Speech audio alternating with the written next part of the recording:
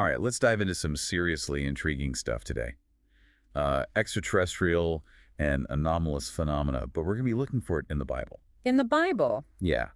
One of our listeners sent in this lecture by theologian Dr. Paul Wallace, and he basically analyzes passages from the Old and New Testament, but through a contemporary lens. So looking beyond just the religious interpretations. Exactly. Like, could some of these biblical stories that we usually think of as miracles actually be describing encounters with, advanced technology, or maybe even non-human intelligence? That's a fascinating premise. I mean, if you approach these ancient texts as potential historical records instead of just religious doctrine, it really opens up a whole new world of possibilities. It totally does. And one of the things that really stood out to me when I was going through the lecture was this recurring theme of what Dr. Wallace calls anomalous pregnancies. Anomalous pregnancies. Yeah, like birth that seem to kind of defy the laws of nature as we understand them. Okay, I'm intrigued. What kind of examples are we talking about here? Well, he points to Abraham and Sarah in the Old Testament.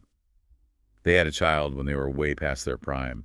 And of course, there's the story of Mary, the mother of Jesus. Oh, and let's not forget Elizabeth, the mother of John the Baptist. She conceived a child when she was also considered too old to have children. Right, exactly. And the thing is, these types of narratives aren't unique to the Bible. Dr. Wallace connects them to the birth stories of figures like, LSU from Chinese mythology, and Vipassi Buddha, and even the Yellow Emperor. Wow, so we're seeing this theme across cultures and time periods. Yeah, and it really makes you wonder if there's a deeper meaning behind these stories, like maybe even a connection to non-human intelligence. A connection to non-human intelligence. You mean like some kind of intervention or influence on these births? It's a possibility, right? Dr. Wallace even brings up modern-day accounts of indigo children and star children. Oh, interesting. So he's drawing parallels between those contemporary accounts and these ancient narratives. Yeah, exactly. And, I mean, it's a pretty bold claim to make, but it definitely makes you think, doesn't it? Could these children, both ancient and modern, be exhibiting traits or abilities that are a result of, something more than just genetics? That's a really thought-provoking question. I mean, if these stories, spanning across cultures and time, are hinting at something more than just coincidence, what does that say about the potential influence of non-human intelligence on human evolution? It's almost like, could there be a connection between these anomalous births and some kind of, I don't know, maybe intervention in our development as a species? It's a pretty wild possibility to consider, but that seems to be what Dr. Wallace is suggesting. It definitely is. And I'm curious, how does he try to support that idea? What kind of evidence does he present? Because obviously it's a pretty controversial claim. Well, he digs into some really interesting biblical stories. He starts with the Epiphany. The Epiphany. You mean the story of the Magi following the star to find the infant Jesus? Exactly. And Dr. Wallace argues that based on the way the star is described, moving, it couldn't have actually been an actual star. So if it wasn't a star, what was it then? I mean, are we going full UFO here? Well, that's the possibility he's putting forward. It's definitely a different take on the traditional interpretation. But if you look at the description, without those preconceived notions, it could fit that bill, right? I mean, it's not like they had the word UFO back then. That's true. So the question then becomes, what does this reinterpretation mean for the story and its significance? Does it challenge our understanding of the event, or does it just add, another layer of intrigue? I guess it all depends on how you choose to view it. But I'm curious, wouldn't a UFO have been described very differently by people living back then? Wouldn't the language used reflect the understanding of the people at that time? Yeah, you would think so, but maybe they were trying to describe something they had never seen before, using the language and concepts that were available to them at the time. That makes sense. It's like, imagine trying to explain a smartphone to someone who lived 2,000 years ago. Their description would probably sound very different from how we understand it today, right? Right, yeah, totally. So we've got this mysterious star that might not actually be a star. What other biblical events does Dr. Wallace analyze? Well, next up, he tackles the ascension narrative. The Ascension, where Jesus ascends into the clouds after his resurrection. That's the one. That story always really captured my imagination as a kid. I used to picture this whole, epic scene with angels and light.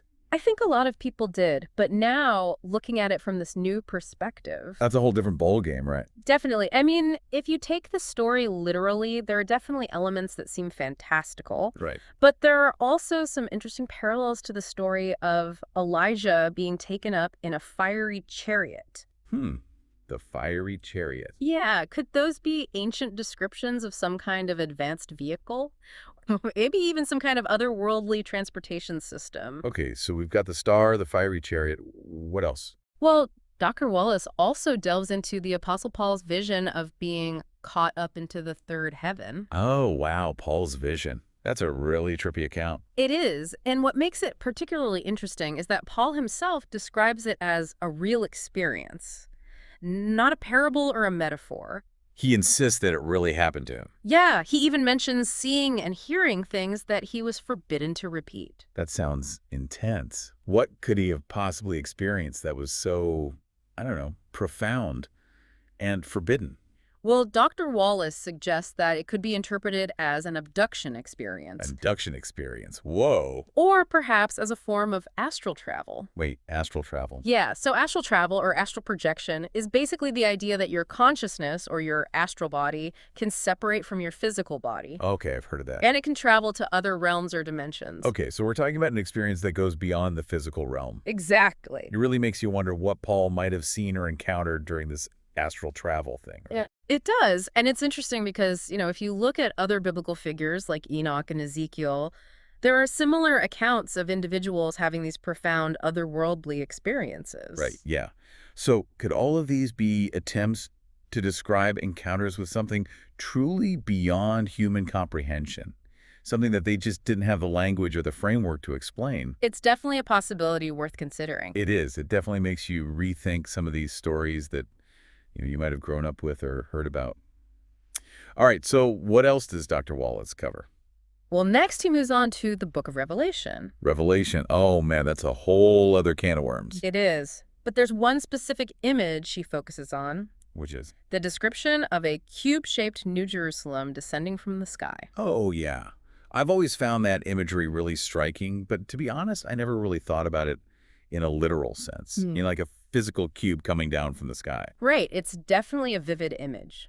And Dr. Wallace really highlights the specific details given about this cube, things like artificial light, food and water supplies, even medical resources.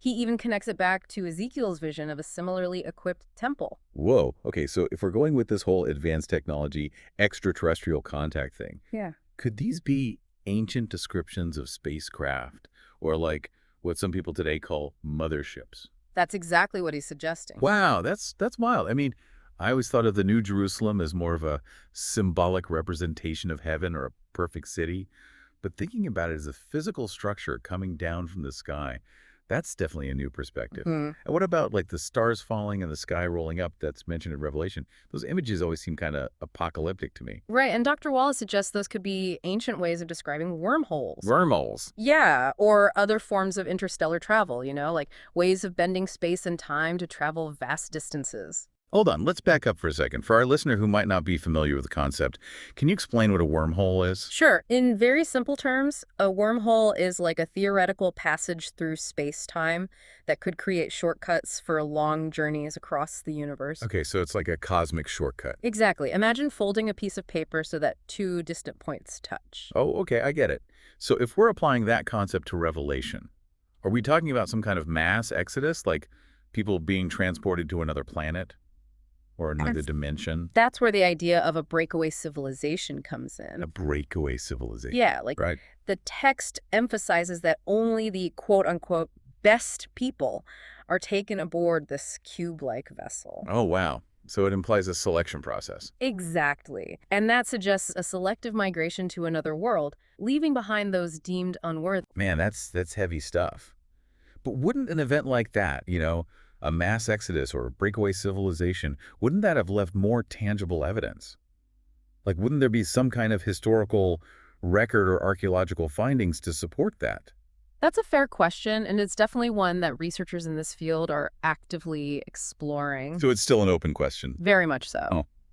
It's possible that evidence has been lost or misinterpreted over time, or maybe we just haven't found it yet. Right. It's like trying to piece together a puzzle with some of the pieces missing. Exactly. Okay, so I think it's important to acknowledge that a lot of what we're discussing here is based on interpretation. Connecting the dots between these ancient texts and modern ideas. Absolutely. And it's crucial to remember that we're looking at these stories through a specific lens. We're not saying that this is the definitive truth, but rather encouraging you, the listener, to think critically and form your own interpretations. Right. It's all about exploring possibilities and expanding our understanding of what might have been. Precisely. Yeah. And that's actually one of the key takeaways from Dr. Wallace's lecture. What's that? He argues that when you view these biblical accounts alongside similar narratives from around the world, it points to a long history of interaction between humans and non-human intelligence. So it's not just about isolated incidents, Hmm. but a pattern of encounters that has been woven into our collective history. It seems that way. Okay, so what kind of common themes are we talking about here? What patterns emerge when you look at these stories from different cultures? Well, there are a few that really stand out.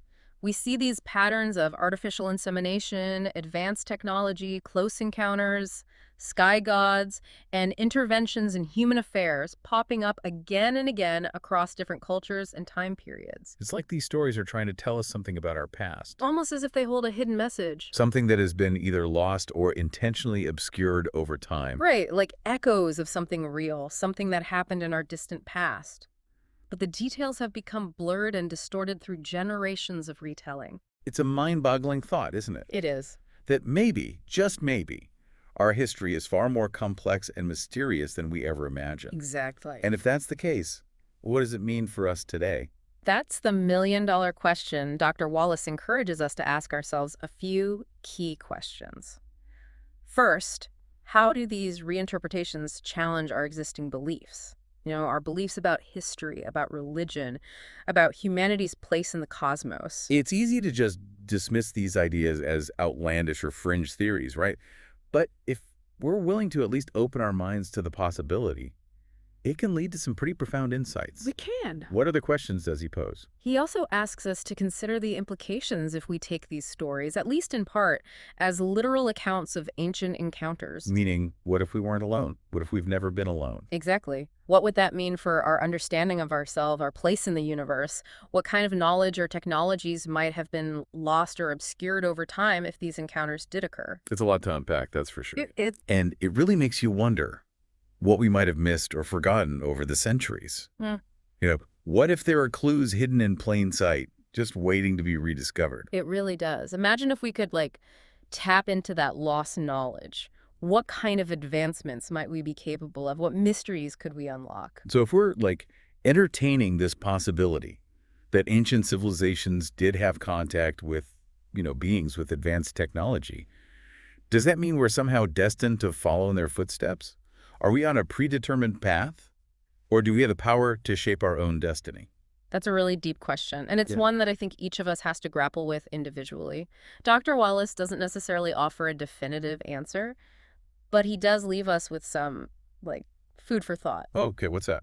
He suggests that maybe the most crucial question to ask ourselves is, what does this potential contact tell us about our future as a species? So it's not just about reinterpreting the past. No. It's about understanding what it means for us going forward. Right, exactly. It's almost like Dr. Wallace is challenging us to confront our assumptions about not only the past, but also the nature of reality itself. It's a real mind bender for sure. It is, but that's the beauty of a deep dive like this, right?